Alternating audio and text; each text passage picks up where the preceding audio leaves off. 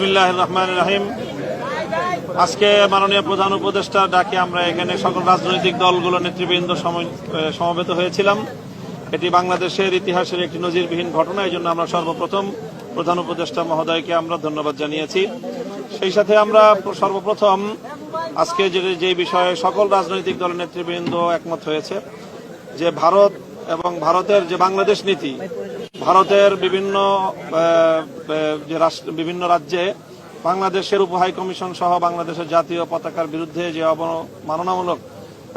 আচরণ করা হয়েছে, অগ্নিসংযোগ করা হয়েছে এবং ভারতীয় মিডিয়া এবং ভারতীয় রাষ্ট্রের বিভিন্ন দায়িত্বশীলদের পক্ষ থেকে বাংলাদেশ বিষয়ে যে বক্তব্যগুলো এসেছে তার তীব্র সমালোচনা এবং নিন্দা জ্ঞাপন করা হয়েছে।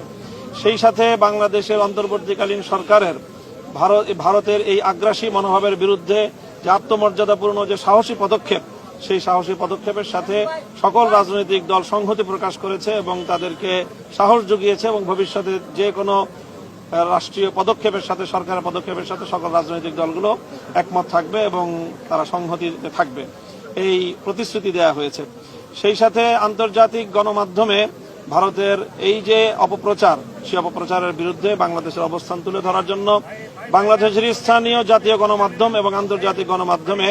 রাষ্ট্রকে, সরকারকে যথাযথ ভূমিকা পালন করার জন্য এবং নিজেদের অবস্থান এবং বাংলাদেশের যে অবস্থান সেটা ব্যাখ্যা করার জন্য আহ্বান জানানো হয়েছে এবং অনুরোধ জানানো হয়েছে। সেই সাথে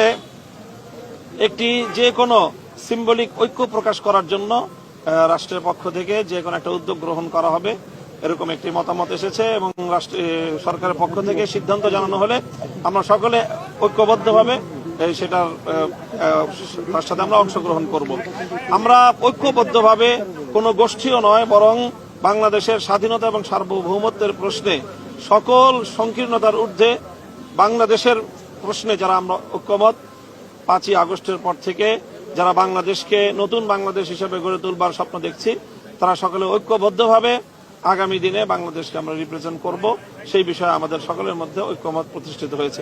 সেই সাথে আমরা বিশেষভাবে যে মতামতটি দিয়েছি সেটি হলো যে আন্তর্জাতিক অঙ্গনে বাংলাদেশের যে সকল মিত্র রাষ্ট্রগুলো রয়েছে, বিশেষ করে ভারতের চারিপার্শ্বে যে সকল রাষ্ট্রগুলো থেকে ভারত তার পররাষ্ট্রনীতির কারণে উৎখাত হয়েছে এবং সেখান থেকে প্রত্যাখ্যাত হয়েছে, শ্রীলঙ্কা, মালদ্বীপ, নেপাল সহ আন্তর্জাতিক বিশ্বের অন্যান্য রাষ্ট্রগুলোর সাথে সংহতি গড়ে তুলে ভারতের এই আগ্রাসী মনোভাবের বিরুদ্ধে বাংলাদেশকে আন্তর্জাতিক অঙ্গনে নিজেদের মিত্রদেরকে নিয়ে নিজেদের অবস্থানকে শক্তিশালী করার জন্য আমরা মতামত দিয়েছি এবং পরামর্শ দিয়েছি এবং আমরা আশা করি যে সেই বিষয়ে আগামীতে পদক্ষেপ দেখা যাবে ইনশাআল্লাহ।